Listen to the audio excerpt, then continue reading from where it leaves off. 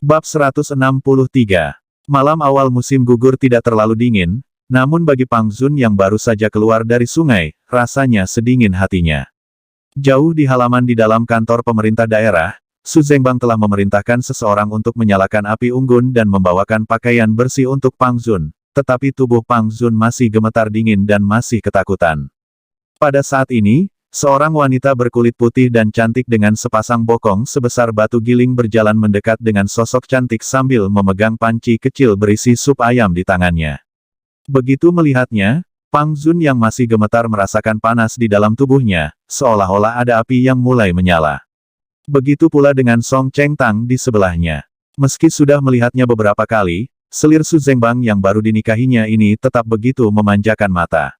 Su Zhengbang tidak marah melihat penampilan mereka berdua, meskipun mata mereka sangat tidak senonoh saat berjalan-jalan di tubuh selirnya. Su Zhengbang tidak hanya tidak marah, tetapi dia juga menyeringai dengan ekspresi bangga. Dia melambai kepada wanita itu, "Zilan, kemarilah." Seorang wanita bernama Zilan datang sambil mengguncang batu kilangan. "Tuan, saya membuatkan sup ayam untuk kedua tuan muda, terutama Sarjana Pang, yang harus melepaskan diri dari hawa dingin." Setelah Zilan selesai berbicara, dia menatap Pang Zun dengan sepasang mata menawan yang sepertinya mampu membuat korsleting kabel saraf di otak Pang Zun. Pang Zun langsung terangsang hingga jiwanya hampir melayang, dan dia berkata dengan bodohnya, "Terima kasih, kakak ipar. Sup ayam ini pasti harum sekali, sama seperti kakak ipar." Ini bisa dianggap sebagai ejekan verbal, tetapi Zilan hanya tersenyum dan gemetar. Su Zhengbang menamparkan batu kilangan besar selirnya itu, yang segera menimbulkan gelombang kejut yang cukup besar, membuat Su Zhengbang tertawa. "Itu wajar. Kakak iparmu Zilan adalah wanita paling harum yang pernah kucium. Kalau tidak, aku tidak akan bisa langsung memilihnya di Menara Feng Yue. Aku masih memiliki kemampuan untuk mengenali wanita dari baunya." Hahaha. Wanita ini dipilih oleh Su Zhengbang di rumah bordil. Baginya, wanita adalah martabat dan pakaiannya. Tidak peduli betapa cantiknya mereka, itu adalah apa yang dia kenakan untuk dilihat orang lain dari wanitanya. Su Zhengbang tidak akan marah meskipun mereka menggunakan mata dan kata-kata untuk menjelajahi wanitanya. Lagi pula, baginya, mengutak-atik itu sama saja dengan menghargai pakaiannya oleh orang lain. Itu bukan hal yang berlebihan, lalu kenapa dia harus marah? Sup ayamnya disendok, dan mereka bertiga banyak minum, terutama Pang Zun. Dia minum 2 mangkuk berturut-turut dan melihat batu kilangan Zilan beberapa kali, dan akhirnya tubuhnya berhenti gemetar. Pikirannya mulai kehilangan rasa takutnya. Sebaliknya, keraguan muncul. Mengapa bokong wanita Zilan ini bisa tumbuh begitu besar? Ini benar-benar seperti batu kilangan. Sial, untungnya aku pintar saat itu. Kalau tidak, aku akan diblokir di ruangan itu tanpa bisa melarikan diri. Itu terlalu berbahaya. Bagaimana para siswa itu bisa datang ke sana? Leng Jianxiong, pecundang ini, bahkan tidak bisa lari pergi. Dia bahkan tidak bisa mengendalikan sekelompok siswa, dan dia masih membual bahwa dia adalah bos gangster yang legendaris. Setelah Pang Zun pulih, dia mulai mengutuk. Song Cheng Tang berkata dengan lemah, "Kamu melarikan diri. Saya hampir dibacok sampai mati oleh orang-orang itu. Jika Hakim Su tidak tiba tepat waktu, saya akan kacau." Setelah mengatakan ini, Song Cheng Tang mengeluarkan uang kertas perak 500 tael dari lengan baju dan menyerahkannya dengan kedua tangan. "Saya akan mengingat anugerah penyelamatan nyawa oleh Hakim Su. Terimalah, ini masalah sepele dan tidak sopan." Su Zhengbang berkata sambil tersenyum bahwa inilah yang harus dia sebagai hakim daerah lakukan, tetapi kecepatan pengumpulan uangnya juga tidak lambat sama sekali. "Oh, kali ini aku menyinggung Chen Che sampai mati. Tidakkah kamu melihat cara orang-orang dari desa Chenjia memandangku? Mereka ingin memakanku. Jika aku bukan hakim daerah ini, aku takut tidak akan bisa pergi." Su Zhengbang mengerutkan bibirnya. Meskipun dia mengatakannya dengan sangat serius, dilihat dari ekspresinya yang menghina, dia sama sekali tidak menganggap serius orang-orang di desa Chenjia. Pang Zun memelototi Song Cheng Tang. Orang ini memberinya uang, dan tidak bisa dibenarkan jika dia juga tidak memberikan Su Zhengbang uang. Tapi kuncinya adalah dia tidak membawanya, jadi dia hanya bisa berpura-pura terkejut dan menyelesaikan masalah tersebut. Mereka bertiga duduk bersama dan merencanakan bagaimana menghadapi masyarakat di desa Chenjia.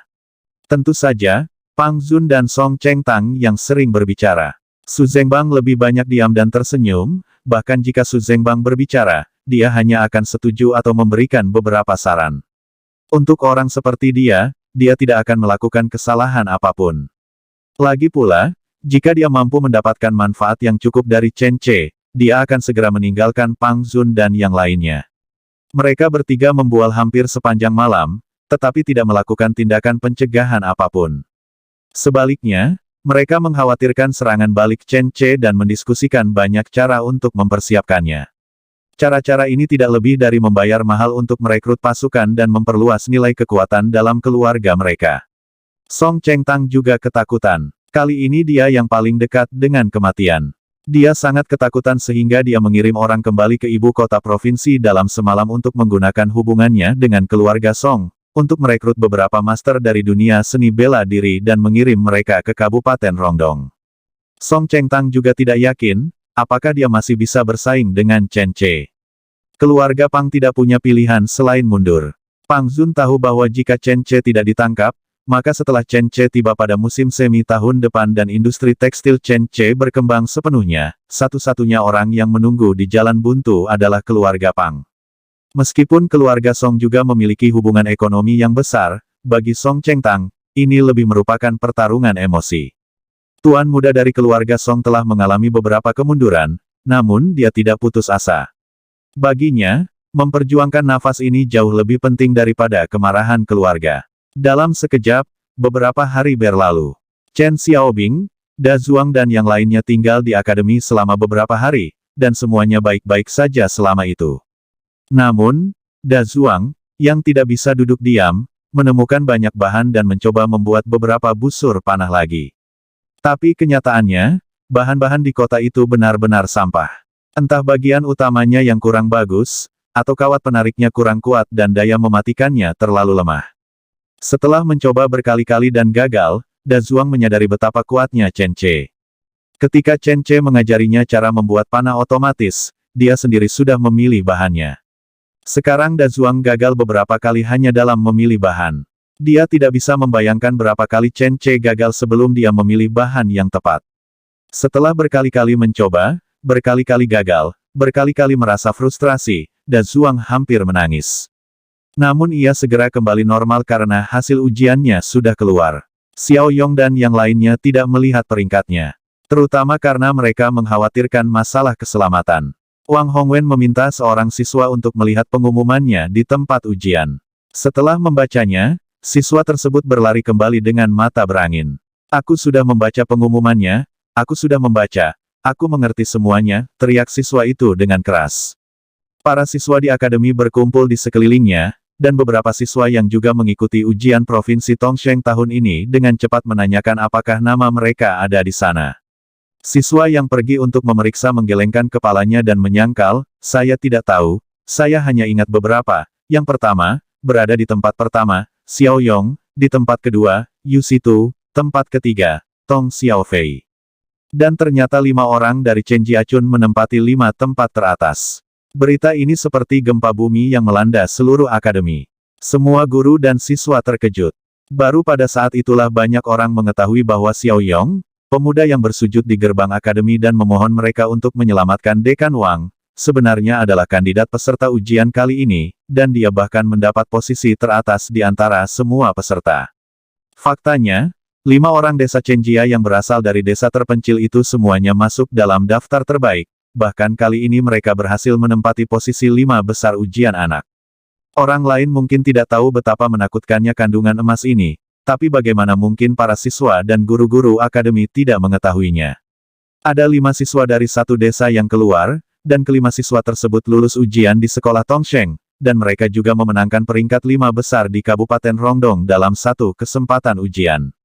Ini adalah keberadaan yang legendaris bagi semua siswa. Itu lebih seperti palu berat yang menghantam hati semua orang sekaligus.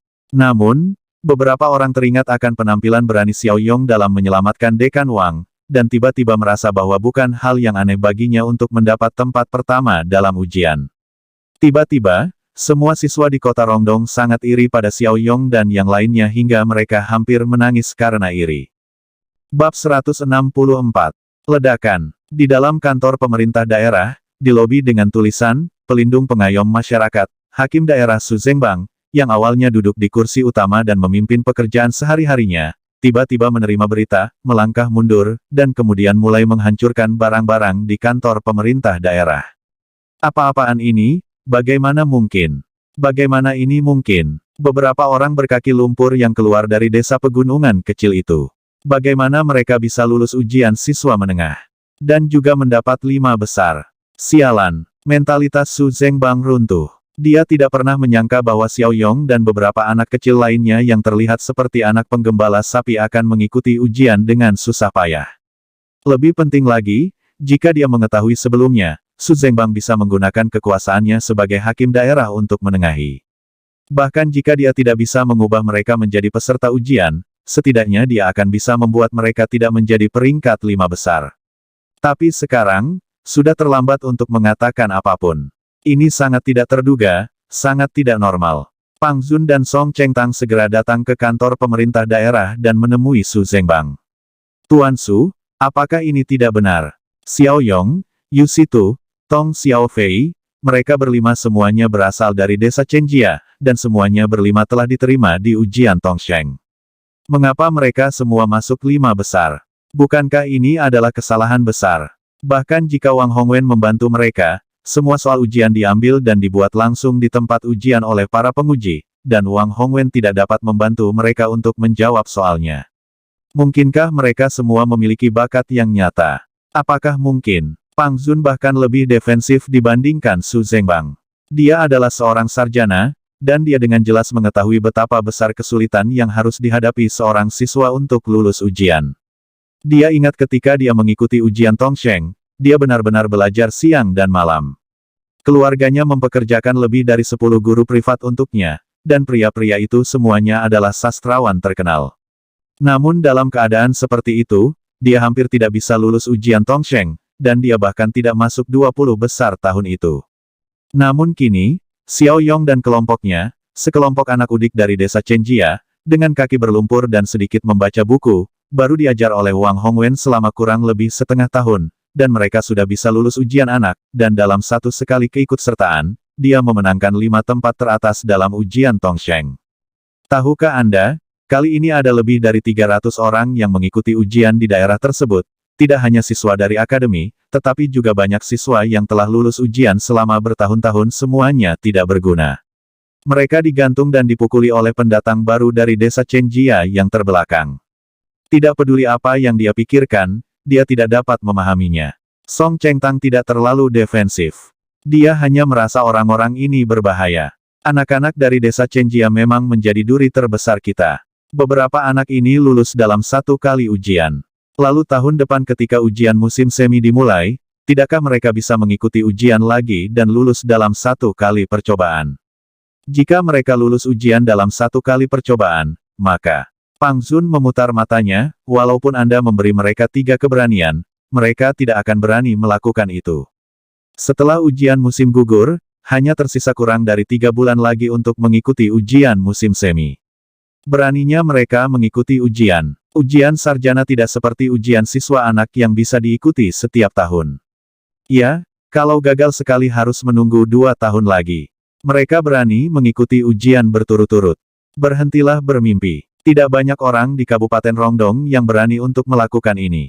Kemungkinan gagal terlalu tinggi. Ujian berkelanjutan berarti sangat sedikit waktu untuk mempersiapkan diri. Ujian Tongsheng dan ujian sarjana tidak berada pada level yang sama.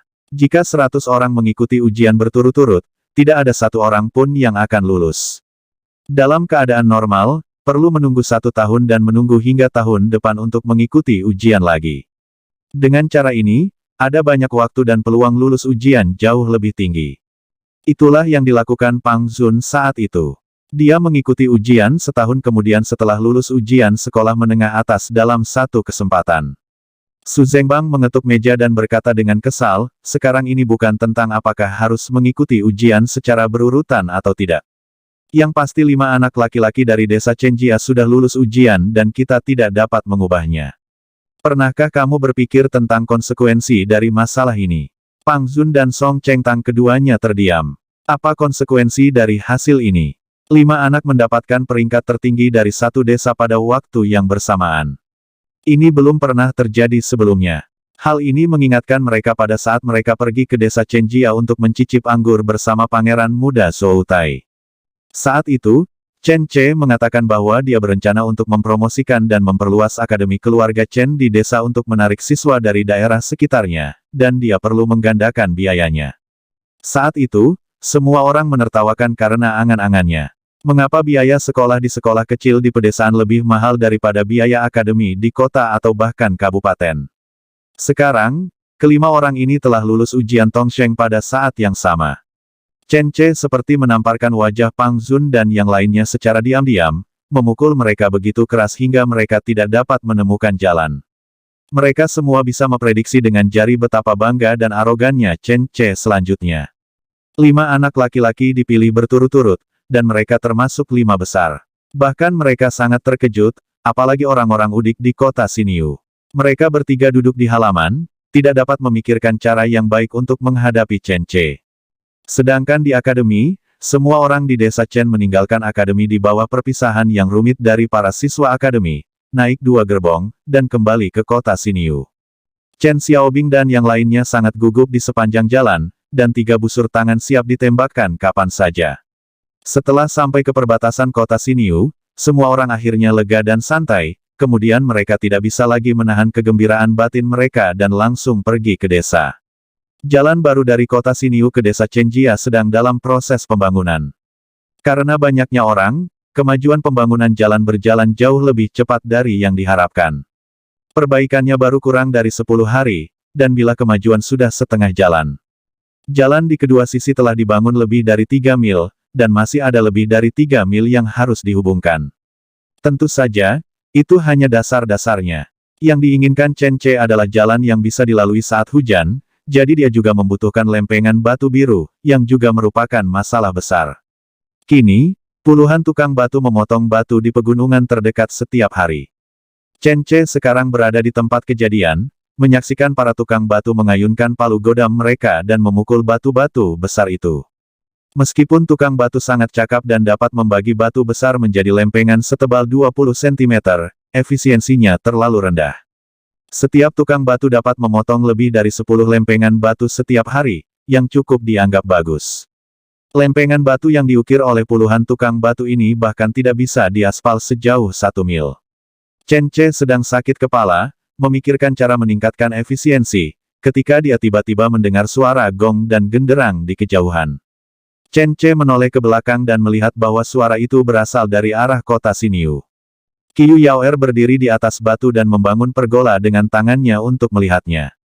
Dia bertanya dengan ragu, keluarga siapa yang menjemput pengantin wanita? Saya yakin ini adalah keluarga kaya yang hidup dengan kain wol. Hal ini dikatakan dengan sedikit masam, karena pernikahan Chen Ce dengan mereka semua diperintahkan oleh Istana Kekaisaran, dan tidak satupun dari mereka yang mengadakan pernikahan yang layak, apalagi pernikahan yang megah. Sejak Qiu Yaoer secara resmi memberikan penghormatan kepada Adipati Zhou bersama Chen Ce, dia menjadi semakin menyesali hal ini. Chen Ce tersenyum dan berkata, apakah kamu iri? Bagaimana kalau mengatur pernikahan pengganti untuk kamu dan saudara perempuanmu nanti?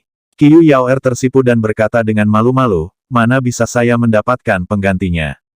Bukankah itu akan membuat orang tertawa? Hahaha, apa yang mereka tertawakan? Siapa yang berani menertawakan kita? Jangan bilang, aku benar-benar ingin menebus pernikahan kita. Dulu aku tidak punya syaratnya, tapi sekarang berbeda. Bagaimanapun, pernikahan adalah hari terbesar bagi perempuan, tetapi Qiu Yaoer dan yang lainnya tidak pernah menikmatinya. Menurut Chen Ce, mendapatkan pengganti mereka bukanlah masalah besar, hanya ingin membuat mereka bahagia. Namun Qiu Yaoer masih belum bisa menerima pemikiran seperti ini. Dia merasa hanya pengantin wanita yang bisa mengadakan pernikahan. Dia dan saudara perempuannya sudah seperti ini dengan suaminya. Meski belum punya anak, mereka sudah berkali-kali membalik bungkus pangsit. Dia menolak dan tersipu, yang membuat Chen Ce merasa lebih geli. Dia bahkan mulai melihat sekeliling, mencoba mencari tempat persembunyian, lalu membawa Qiu Yaoer dan melepas sepatunya untuk bermain dengan kakinya. Qiu Yaoer mengetahui ambisi liar Chen Ce, dan dia bahkan lebih malu, tetapi dia tidak keberatan, dia diam-diam melihat sekeliling, dan dengan cepat membantu menemukan tempat yang lebih terpencil. Tempat itu adalah sarang rumput, dan kebanyakan orang tidak dapat melihatnya, jangankan sekedar menyentuh kakinya, meskipun mereka sedang melakukan hal lain. Jadi Qiu Yaoer dengan malu-malu menarik lengan baju Chen Ce, lalu menunjuk ke sarang rumput dan berkata, "Tuan suami, ayo kita duduk di sana sebentar." Dia menggigit bibirnya dengan ekspresi malu-malu tapi penuh keinginan. Dia adalah orang pertama yang membayar buah terlarang, dan dia berada pada tahap di mana dia benar-benar menginginkan hal itu. Chen Ce terkekeh, memegang tangannya dan berlari mendekat. Begitu dia melepas sepatunya dan memperlihatkan telapak kakinya yang merah tadi, siap untuk dicubit, Chen Ce terkejut saat mengetahui bahwa tim gong dan genderang yang sepertinya akan menikah ternyata melewati jalan yang baru dibangun, dan menuju ke sini datang. Chen Ce terkejut, jalannya belum selesai diperbaiki, siapa yang berani berjalan ke sini tanpa membuka mata. Dengan sedikit kemarahan karena hal baik terganggu, Chen Ce meletakkan kaki Qiu Yaoer dan bergegas keluar. Di belakangnya, Qiu Yaoer menggigit bibir bawahnya, matanya berkedip karena kekaguman, dan dia hampir berteriak kepada Chen Ce untuk tidak pergi dan kembali. Namun Chen Ce ditakdirkan untuk tidak kembali, karena ia telah melihat dengan jelas bahwa 5 orang yang menunggangi keledai di depan gong dan genderang itu tidak lain adalah Xiao Yong dan yang lainnya dengan wajah berseri-seri. Chen Ce langsung menebak bahwa mereka telah lulus siswa sekolah menengah. Bersambung ke bab selanjutnya.